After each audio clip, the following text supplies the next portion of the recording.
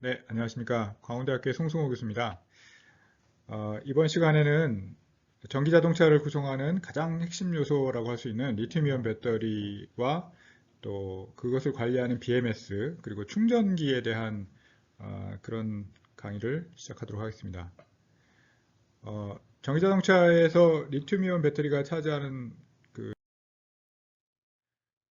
네, EV 발전과 보급에 가장 중요한 역할을 하는 것이 리튬이온 배터리라고 볼 수가 있겠습니다. 가격적인 측면에서나 성능적인 측면에서나 전기차에서 배터리가 차지하는 비중은 가히 뭐 다라고 해도 과언이 아닐 정도로 중요합니다. 본 강의에서는 리튬이온 배터리의 기본 동작 원리를 좀 이해하려고 하고요.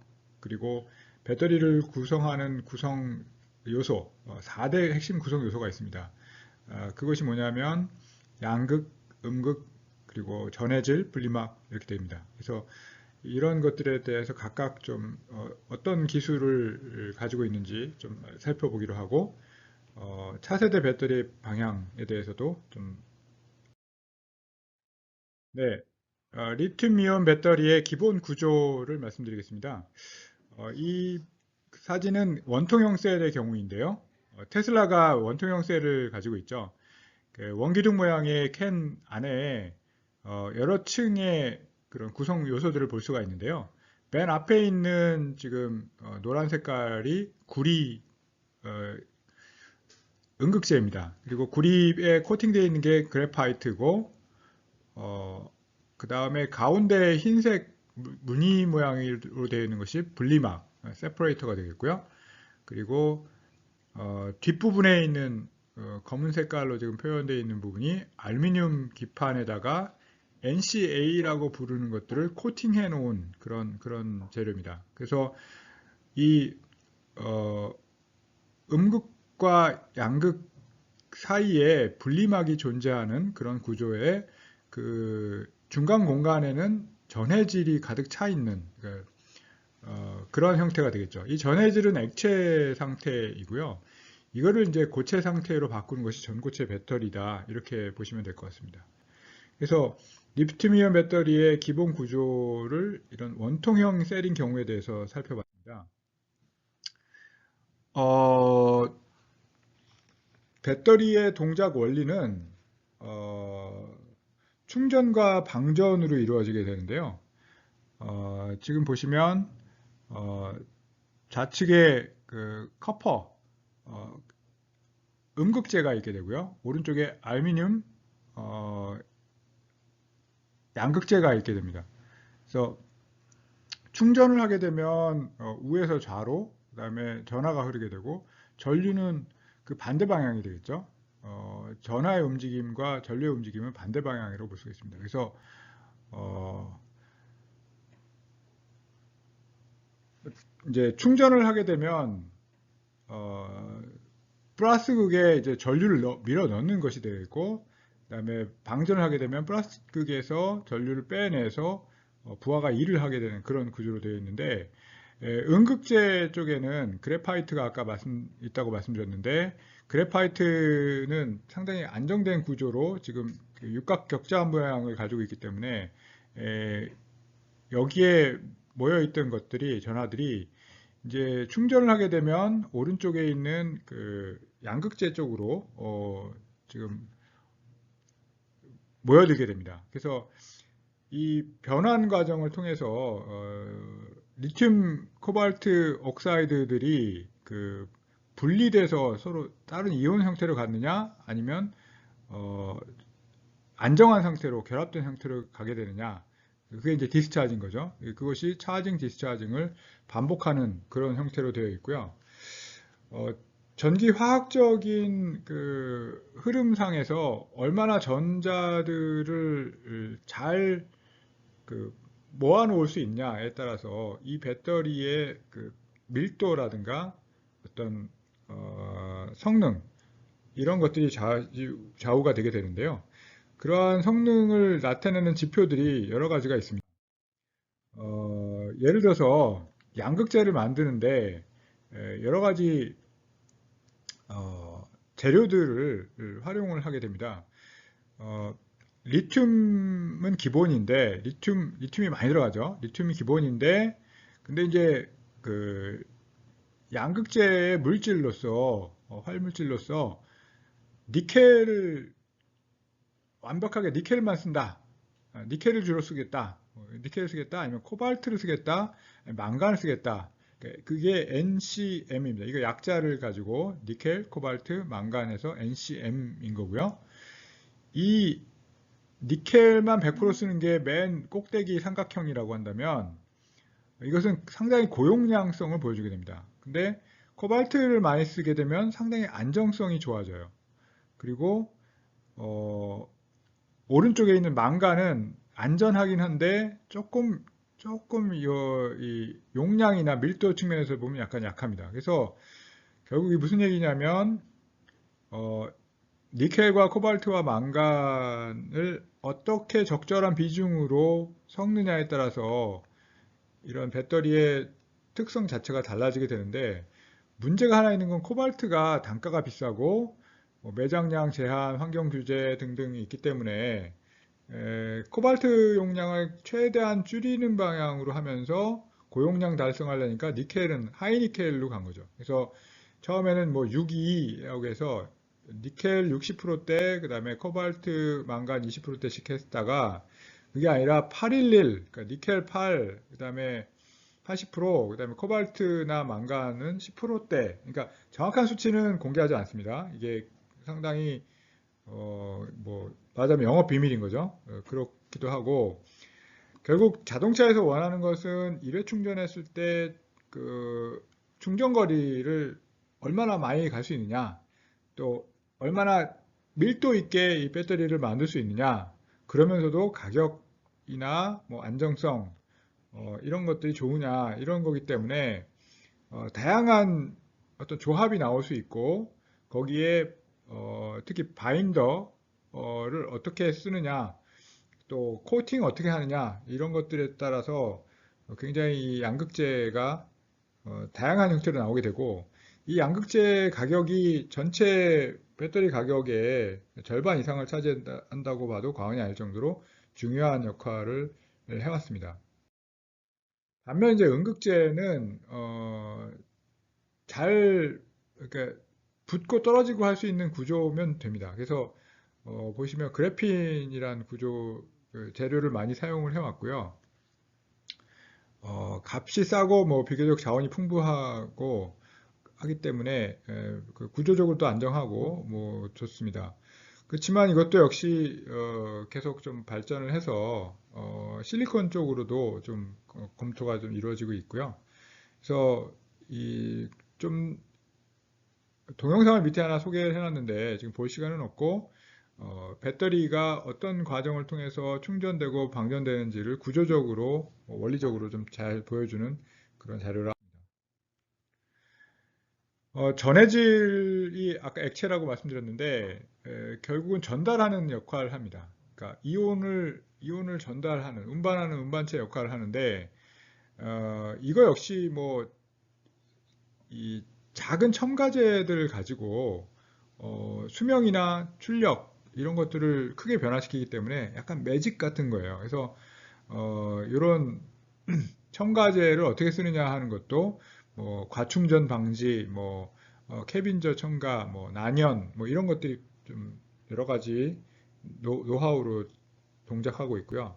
이제 향후 이 안정성 측면에서 특히 분리막이 손상되는 경우에 지금 양극과 음극이 만나서 어, 열폭주 현상을 나타내는 게 화제가 되고 있는 거거든요. 그러니까 그 부분의 안정성을 확보하는 게 분리막인데 전해질이 상당히 고체 전해질이라고 한다면 그 부분에 있어서 그러니까 밀도도 높을 뿐만 아니라 어떤 안정적인 특성을 가져갈 수 있다라는 측면에서 고체 고분자 전해질, 전고체 배터리 뭐 이렇게 말하는 그런 부분들에 대해서 상당히 지금 여러 기업에서 연구를 하고 있고 성과들을 좀 내고 있는 걸로 보입니다. 근데 아직까지 제품으로까지는 내놓지 않고 있고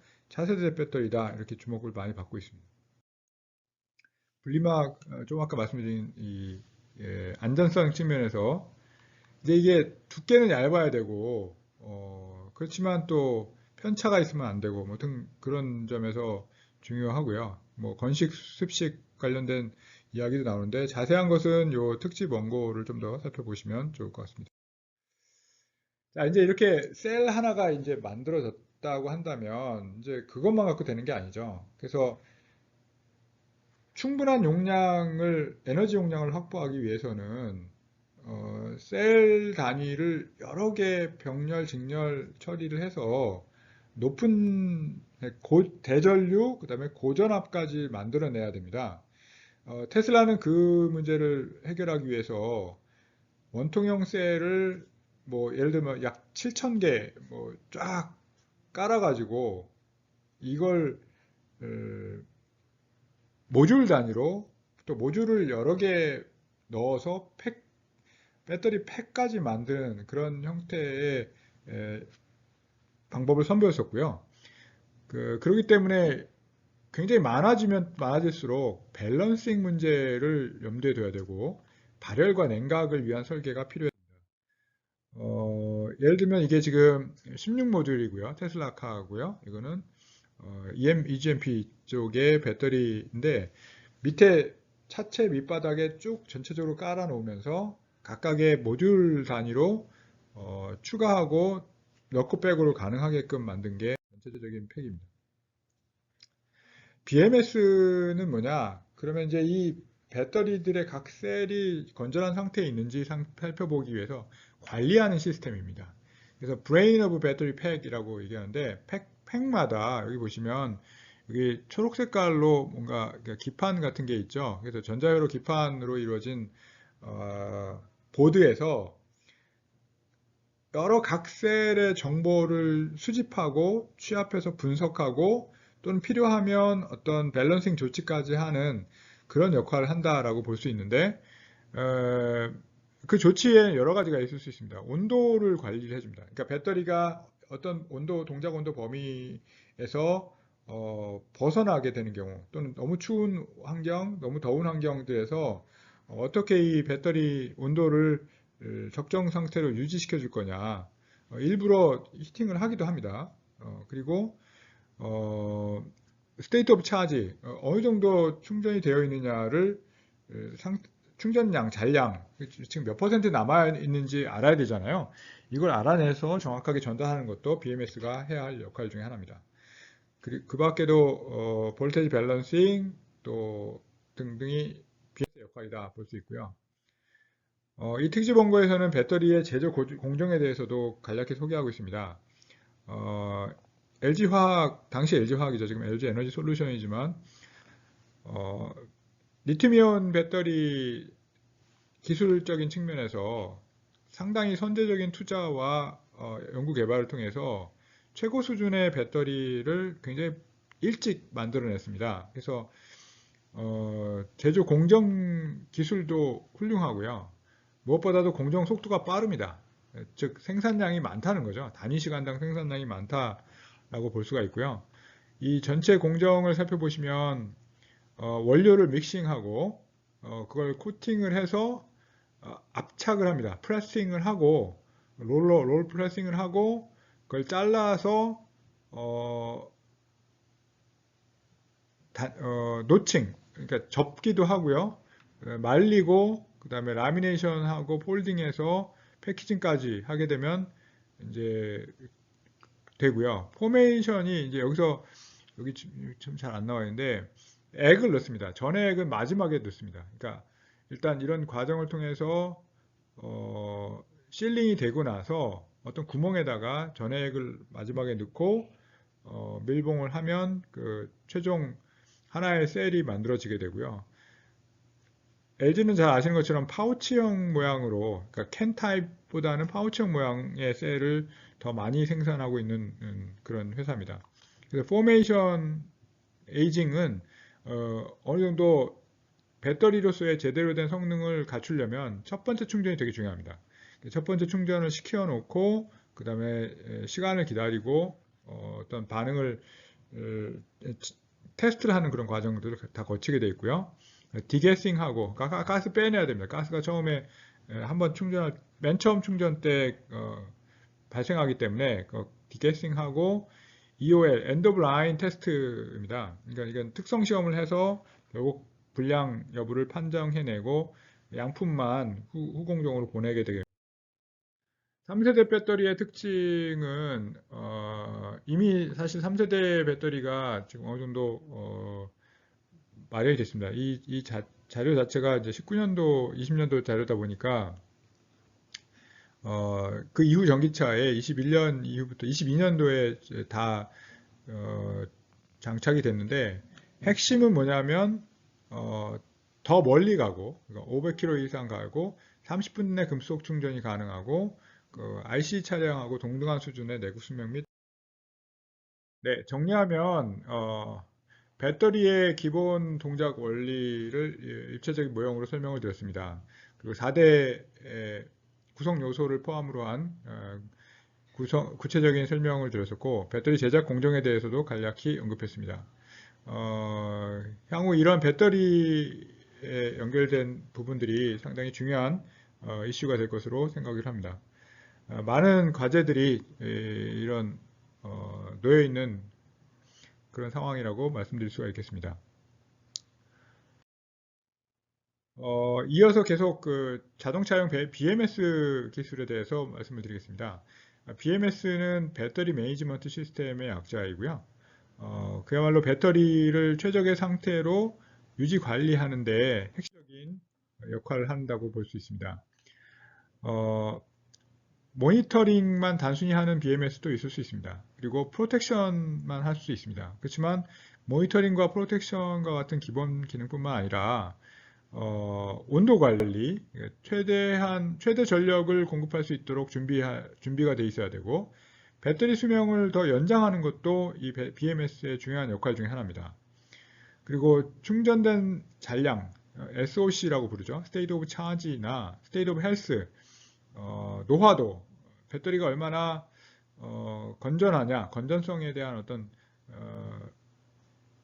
그 데이터 추정 부분, 그리고 셀 간 밸런싱 부분 등등 유지 보수에 이르는 여러 가지 관리 기능이 다 BMS의 기능이라고 볼 수가 있겠습니다.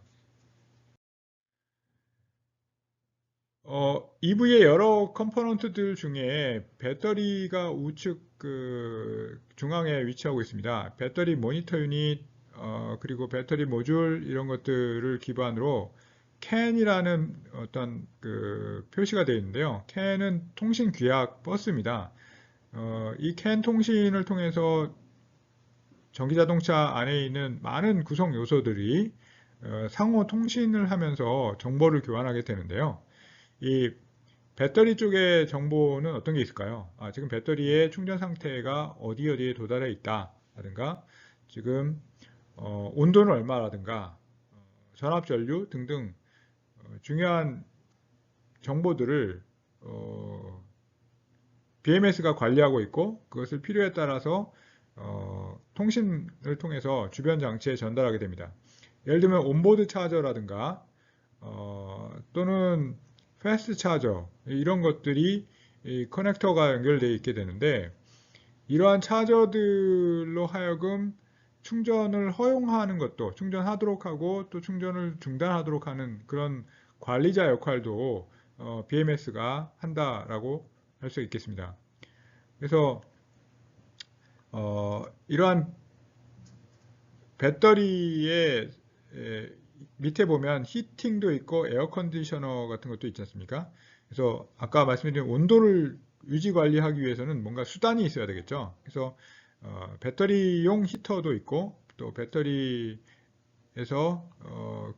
나아가는 에어 컨디셔너나 컴프레서 이런 것들도 마련이 되어 있다. 이렇게 보시면 되겠습니다.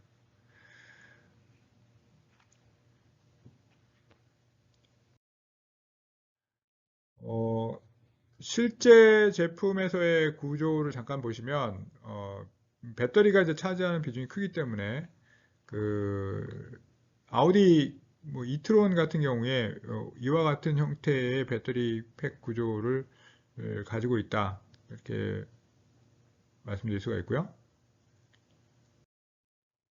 배터리 토폴로지들은 아까 수많은 셀들을 사용하게 된다고 했는데 단위 셀 하나가 뭐 그렇게 많은 에너지를 저장할 수는 없거든요. 그러니까 표준화된 단위 셀들을 여러 개 뭐 모아서 직렬 또는 병렬로 연결하게 되는데 이때 한 가지 직렬이 상당히 좀 애로사항이 되는 게 뭐냐면 직렬로 연결된 셀의 전압들이 서로 밸런스가 안 맞을 경우에 특정 셀은 높은 전압을 받게 되고 또 어떤 셀들은 낮은 전압을 받게 돼서 서로 언밸런스가 나는 게 문제가 생길 수 있다는 거죠. 그래서 그런 부분들을 뭐 어떻게 알고 관리할 거냐 하는 문제도 있고요.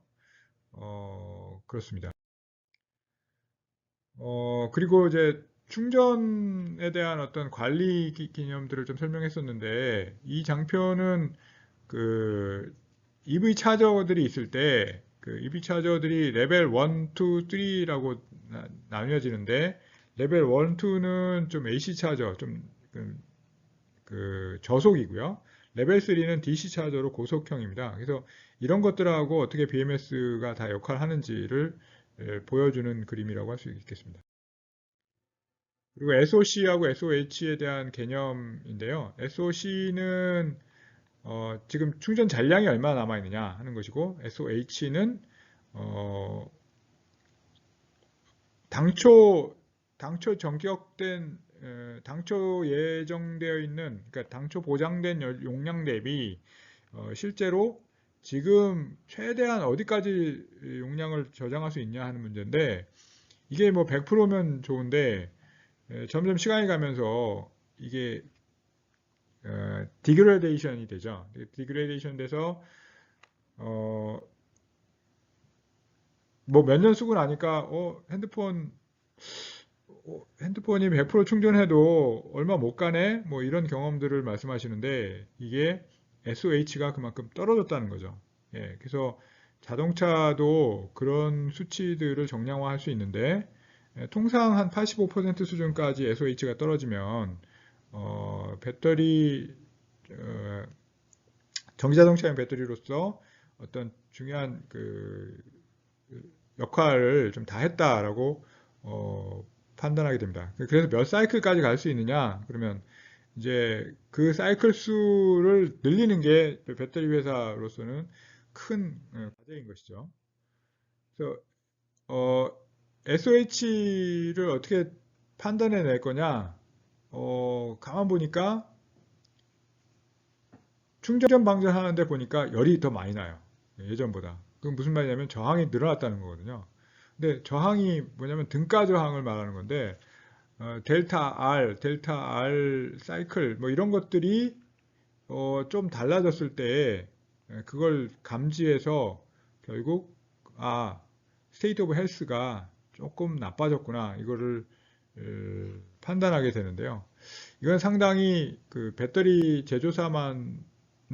제조사들이 자체적으로 갖고 있는 그 배터리의 특성 데이터를 바탕으로 판단해야 되기 때문에 BMS에 들어있긴 하지만 상당히 제조사의 영역이다 이렇게 볼 수 있을 것 같습니다.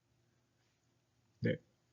어, 그래서 뭐 여기 지금 80% 이렇게 되어 있는데 목표 하한 사이클에 따라서 SOH가 떨어지는 그림을 보여드리고 있습니다.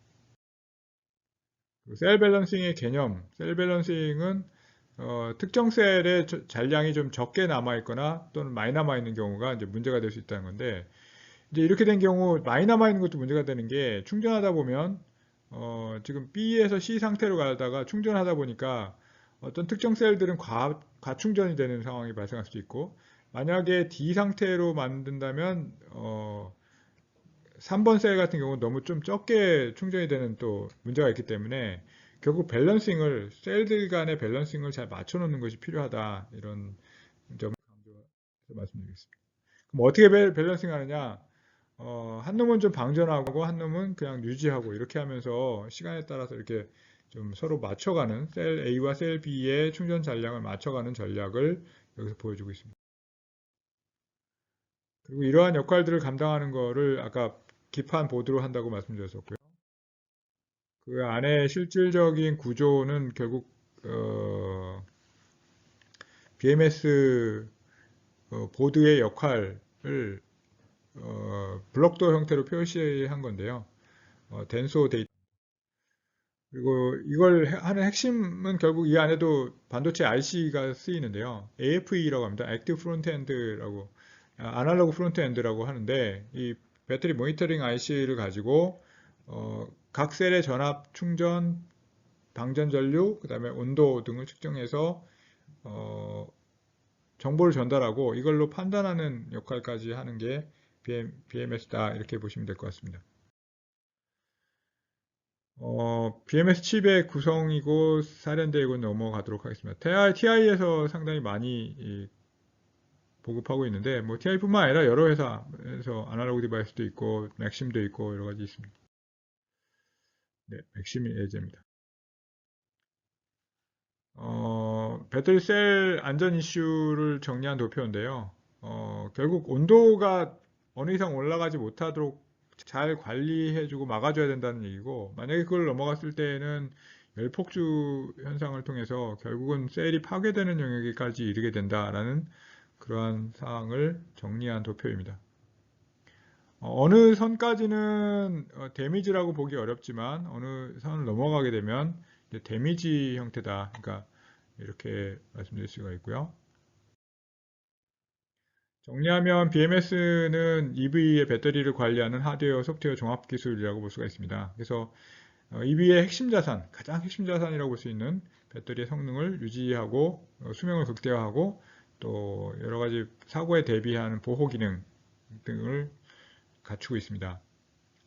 특히 안전에 대한 이슈도 BMS에서 통제를 잘 하면 많이 해결될 수 있는 부분이고요.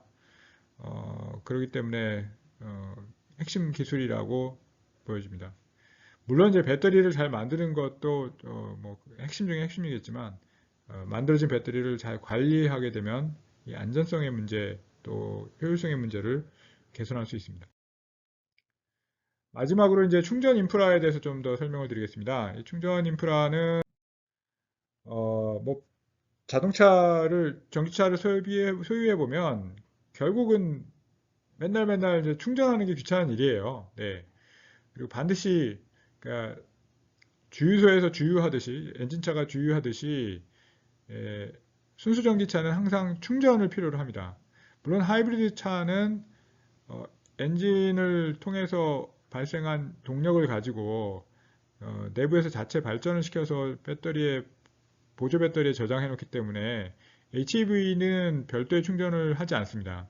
그러나 EV라든가 플러그인 하이브리드는 충전을 하기 때문에 충전 인프라를 필요로 하고 그러기 위해서는 표준화된 충전기가 필요합니다. 그리고 주변에서 쉽게 충전할 수 있어야 되고 무엇보다도 충전 시간이 빨라야 된다라는 그런 요구 조건이 있습니다.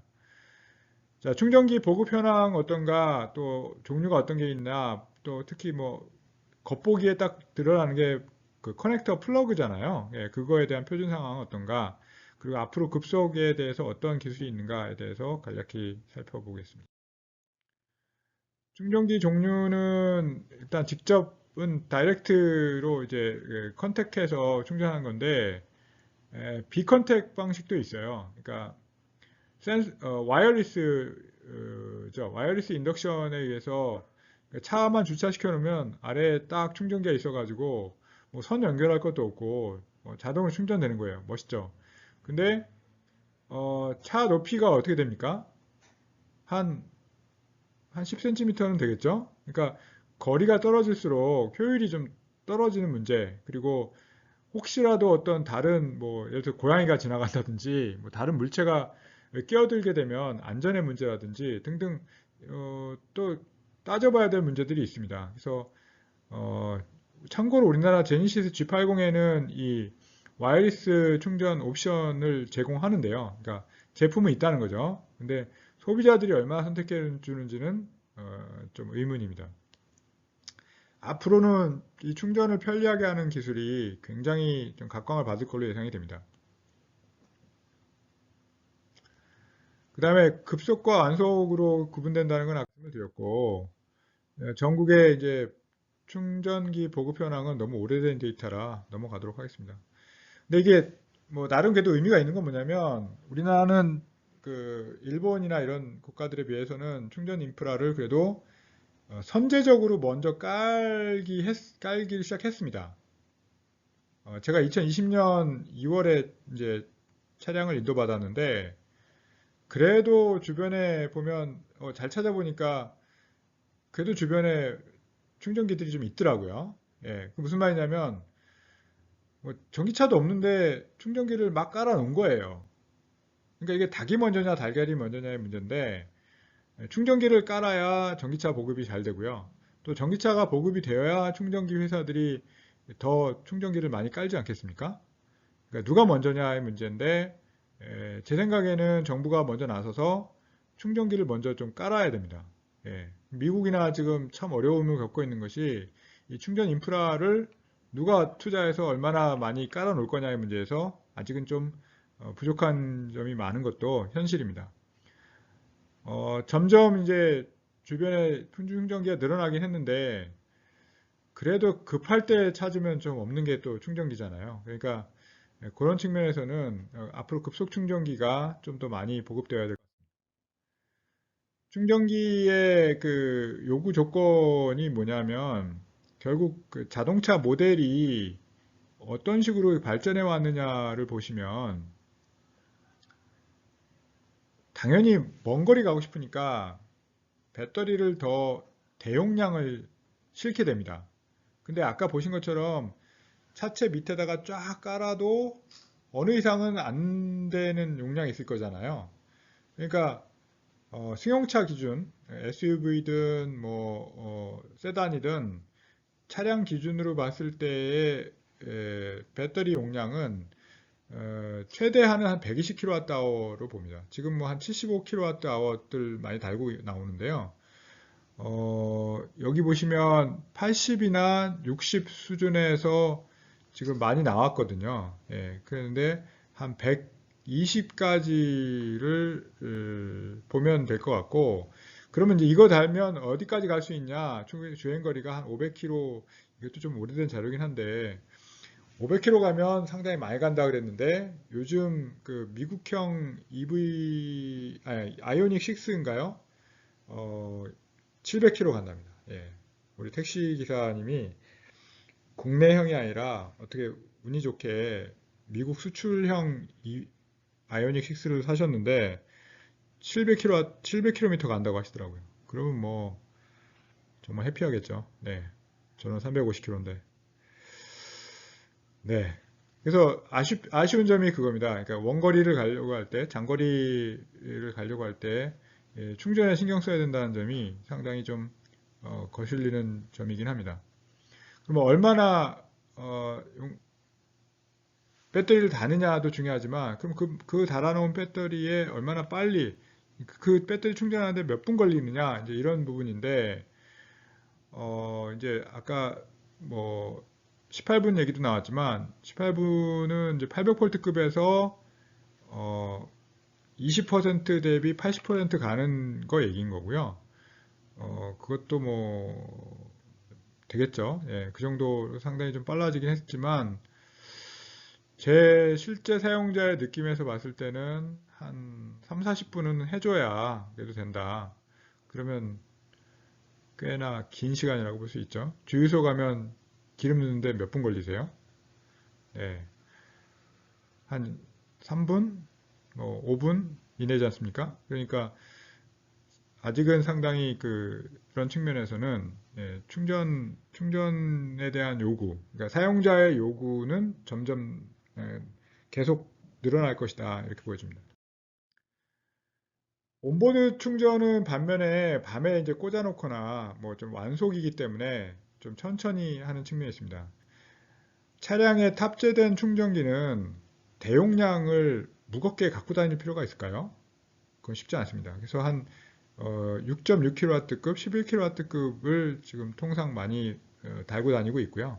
이것은 차 안에 내장되어 있다고 말씀드렸기 때문에 바깥에서 AC 전원을 공급해주면 이 온보드 차저가 그 AC 전원 220V를 받아서 필요한, 그러니까 배터리에 필요한 예를 들면 400V 또는 800V의 전압을 스스로 만들어주는 자동차 안에 있는 자체 충전기다, 탑재용 충전기다 이렇게 보시면 되고요.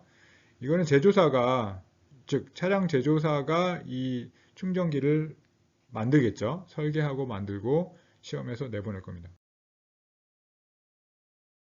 네, AC 충전과 DC 충전을 비교해 보면 DC 충전기는 별도로 바깥에 충전기를 달아서 충전을 하게 됩니다. 여기는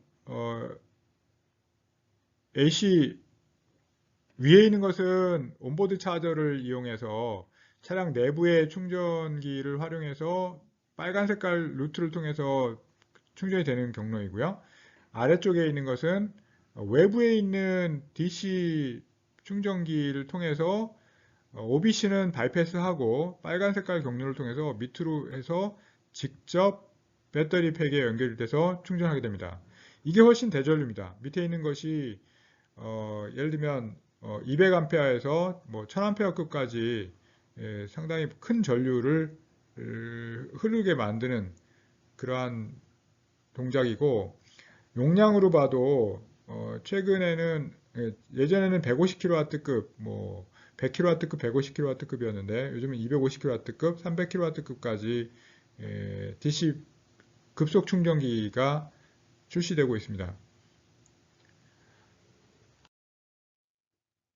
충전기 용량이 왜 높아져야 될까요? 사람들이 빨리 충전하기 원하기 때문입니다. 예. 그래서 레벨이 높아질수록 빠른 충전기다 이렇게 말씀을 드렸던 것이고요. 내부 구조도 뭐 넘어가겠습니다. 좀 더 구체적인 내부 구조, OBC 내부 구조 별로 관심이 없으실 것 같아서 예, 저는 관심 있지만 넘어가도록 하겠습니다. 어, 네.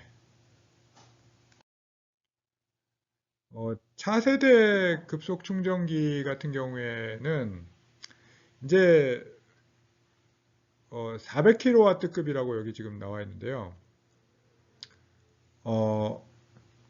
800V를 올린 것도 사실 타이칸이 처음 했지만 대량으로 이제 양산한 것은 현대차가 최초라고 봐도 되거든요. 왜냐하면 테슬라는 400V급을 계속 가고 있고 지금 현대차와 GM 등이 800V 배터리를 사용하고 있는데 그 800V급을 가게 되면서 충전기도 달라지지 않겠습니까? 그러니까 800V급 충전기가 필요한 거죠. 그러니까 800V급 차량이 많으냐 아니면 400V급 차량이 많으냐.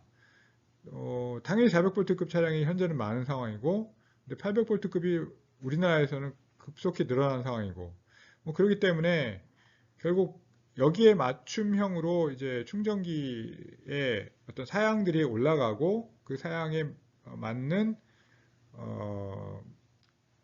방식, 그러니까 충전 방식 이런 것들이 표준화될 필요가 있습니다. 그래서 무슨 말이냐면 굉장히 큰 전류를, 그러니까 1000V가 필요한 이유는 800V의 충전 배터리에 충전하려니까 충전기의 출력은 그보다 더 높은 한 1000V급이 최대 1000V가 나올 수 있는 거라야 되는 거죠. 그리고 용량도 400kW급의 충전기를 표준 모델로 지금 보고 있고요. 그러면 이 정도 되면 어떻게 되냐면 400kW의 1000V다 그러면 얼마죠? 이게 지금 400W, 400A군요. 그러니까 여러분 그 도체의 전류가 뭐 몇 암페어 흐를 땐 모르는데 이게 100암페어, 400암페어급으로 흐르게 되면 도체의 굵기도 굵기고 그 자체 커넥터에서 발생하는 접촉 저항 때문에 열이 상당합니다. 그래서 그러니까 충전을 하는 그 커넥터 자체가 너무 뜨거워지는 거예요. 그럼 그걸 냉각시키기 위한 그런 것까지도 필요하게 됩니다. 여기 지금 보면 그 얘기인데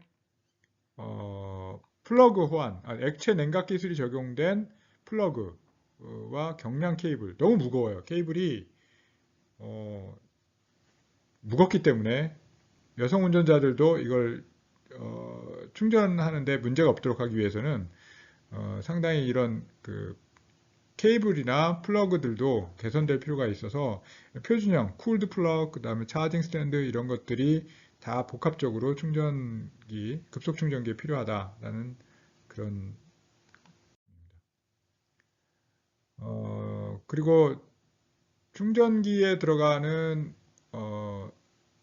여기도 DC가 또 필요합니다. 아까 모터를 구동하는 지난 시간에 말씀드린 모터 구동 장치는 DC를 AC로 만드는 건데 이번에는 거꾸로 AC 전력을 받아다가 왜냐하면 한전 전력은 다 AC이기 때문에 AC 계통에서 지금 800V DC 또는 400V DC 배터리에 정전해야 되니까 AC to DC 변환이 또 필요한 거거든요. 이것도 이제 인버터의 역방향이라고 보시면 되는데 거의 같은 구조를 가지고 있는데 역시 마찬가지 효율과 스위칭 주파수 등등이 필요하게 됩니다. 충전기 종류 이런 모양을 갖고 있고요. 지금 맨 오른쪽에 있는 DC 콤보로 다 통일이 됐습니다. 그래서 이건 뭐 그냥 참고하시면 될 것 같고요. 해외 충전기 규격도 이렇게 있는데 중국은 또 달라요. 얘네들은 중국은 또 마이웨이를 가고 있습니다. 그래서 북미하고 한국은 북미를 따라갔고 일본이 차데모라는 걸 처음 만들었는데 이거는 이제 거의 사라졌고 결국 이것도 힘의 문제인 것 같아요. 네, 그래서 결국 북미 표준으로 다 가고 유럽 표준은 또 유럽 표준대로 남아 있습니다. 그래서 좀 모양이 다르니까 주의하시기 바랍니다. 요약해서 말씀드리면 충전 인프라의 전체적인 구성을 말씀드렸고 충전기의 종류 그리고 충전기에 따른 어떤 국제 협력 필요성 또 차세대 EV를 위한 어떤 충전기의 조건들에 대해서도 전반적으로 살펴봤고요. 새로운 기회가 여기도 여러 가지 있을 수 있습니다. 안녕하십니까. 글로벌 개발원입니다. 글로벌 디벨롭먼트 인스티튜트입니다. 산하 GDI 아카데미와 세피디 TV가 협력합니다. 경제산업 재테크 분야를 해석하고 흐름을 분석하며 정보를 제공합니다. 교육 엔터테인먼트에도 참여합니다. 유능한 잠재력 있는 분들의 톡쇼도 강연도 제공합니다. 젊은이들의 도약을 향한 행보를 응원합니다. 산업정보 기술정보, 경제산업정보 제공하여 잠재력을 키우시고 도약하시기를 바랍니다. 정치, 경제, 문화, 산업 분야를 다루면서 글로벌 진출도 도움을 드립니다. 운영진 및 운영 방침은 글로벌 개발원, DDI 아카데미, SEPD 등 댓글 참조하시기 바랍니다. 시장 경제를 분석하며 산업 분석과 국제적 흐름을 분석해 승리하시기를 바랍니다. 즐거운 하루하루 보내시기 바랍니다. 세피디 TV입니다.